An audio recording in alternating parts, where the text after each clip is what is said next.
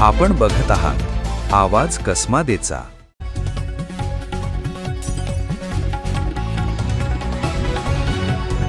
चांदवड तालुक्यातील वडगाव पंगू येथे मध्यरात्री 1 ते 2 वाजण्याच्या सुमारास अज्ञात चोरट्यांनी 3 ठिकाणी चोरी केल्याची धक्कादायक घटना घडली आहे।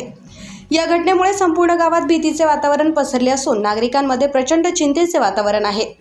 मिळालेल्या माहितीनुसार भाऊसाहेब जयवंत गोजरे आणि सविता भाऊसाहेब गोजरे यांच्या घरात चोरट्यांनी प्रवेश करून 2 सोन्याच्या पोती, 5 ग्रॅमचे सोन्याचे डोरले, 1 तोळ्याची सोन्याची पोत, मोबाईल फोन, पाकिट आणि सुमारे 10,000 रुपयांची रोख रक्कम चोरून नेली। घरातील सदस्यांना जाग आल्याने चोरट्यांनी तेथून पळ काढला।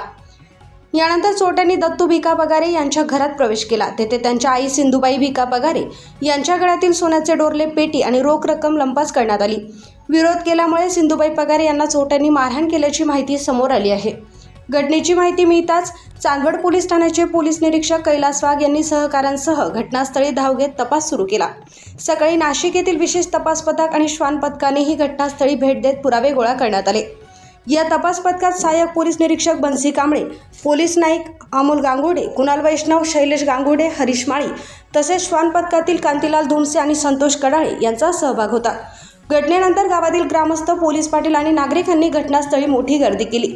वाढत्या चोरीच्या घटनांमुळे पोलिसांनी रात्रीची गस्त वाढवावी अशी मागणी ग्रामस्थांनी केली आहे। रात्री किती वाजता चोरी झाली? 1 काय गेलं तुमचं नेमकं? माझं मोबाईल, पाकिट शेजारी उशात ठेवलं होतं। माझ्या गळ्यातले 2 पोती डायरेक्ट त्यांनी हात लावून ओढण्याचा प्रयत्न करून पळून गेले। आणि दोघं जण होते। मग काही गळा वगैरे दाबण्यात आला? काही गळा काहीच नाही, ते पोती तोडले, कोणत्या दिशेने आले होते? काय पाठीमागून आले होते, बाहेर या दाराची कडी बाहेरूनच लावून घेतली, इथून पोती तोडले, इथून पळाले। दोघं जण पाहिजे, बॅक साईड पाहिजे। दरवाजा उघडा होता काय नेमका? नाही, आपण नव्हतं उघडत, त्यांनी उघडला होता। कडी तोडलेली होती पाठीमागून। कधी तोडली? तुम्हाला आवाज नाही आला? काही आवाज काहीच नाही। अजून काय गेले? मोबाईल, पाकिट, मोबाईल, पाकिट आणि माझे 2 पोती गेले, इकडून पळाले।